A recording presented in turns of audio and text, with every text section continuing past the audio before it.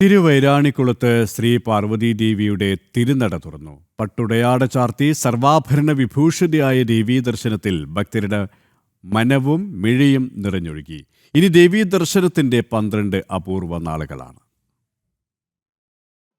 എങ്ങും അമ്മേ നാരായണ ദേവി നാരായണ നാമജപങ്ങൾ, ഉള്ളിൽ കാത്തിരുന്ന ശക്തിസ്വരൂപത്തിന്റെ കാഴ്ചയ്ക്കായുള്ള ആകാംക്ഷ. ധനുമാസത്തിലെ തിരുവാതിര രാവിൽ തിരുവൈരാണിക്കുളം മഹാദേവ ക്ഷേത്രത്തിലെ ശ്രീ പാർവതി നട തുറന്നു.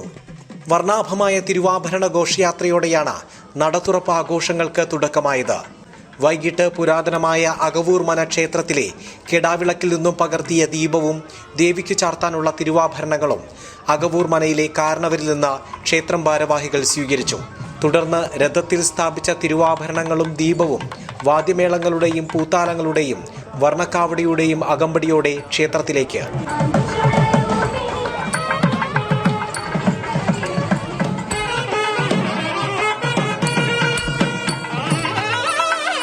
ദേവിക്ക് പട്ടുടയാടയും ആഭരണങ്ങളും അണിയിച്ച് ആചാരവിധി പ്രകാരമുള്ള ചടങ്ങുകൾ നടത്തി.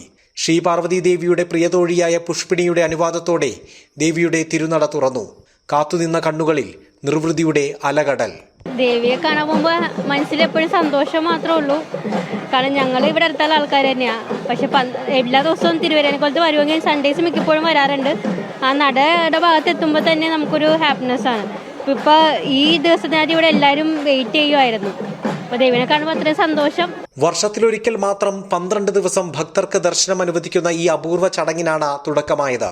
ലക്ഷക്കണക്കിന് ഭക്തർ ഈ ദിവസങ്ങളിൽ ദർശനത്തിനെത്തുമെന്നതിനാൽ വിപുലമായ സൗകര്യങ്ങളാണ് ഒരുക്കിയിരിക്കുന്നത്. ഭക്തജനങ്ങൾക്ക് ദേവീ പ്രസാദമായ അരവണ പായസം ക്ഷേത്ര കൗണ്ടറുകളിൽ നിന്ന് ലഭിക്കുന്നതാണ്. കൂടാതെ ദേവിയുടെ പ്രധാന വഴിപാടായ മഞ്ഞൾപ്പറ നിറയ്ക്കുന്നതിനുള്ള സൗകര്യം ഒരുക്കിയിട്ടുണ്ട്.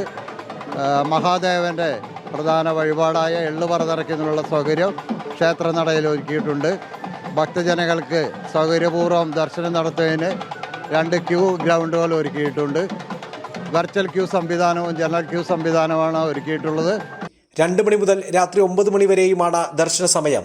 ഒരേ ശ്രീകോവിലിൽ കിഴക്കോട്ട് ദർശനമായി മഹാദേവനും പടിഞ്ഞാറോട്ട് ദർശനമായി പാർവതീദേവിയും കുടികൊള്ളുന്നു എന്നത് തന്നെയാണ് ഇവിടുത്തെ പ്രത്യേകത. ദാമ്പത്യ സൗഖ്യത്തിനും മംഗല്യഭാഗ്യത്തിനുമായി സ്ത്രീകളാണ് ഈ 12 ദിവസങ്ങളിൽ ക്ഷേത്രത്തിലേക്ക് കൂടുതലായും ഒഴുകിയെത്തുന്നത്. ജനം, കൊച്ചി.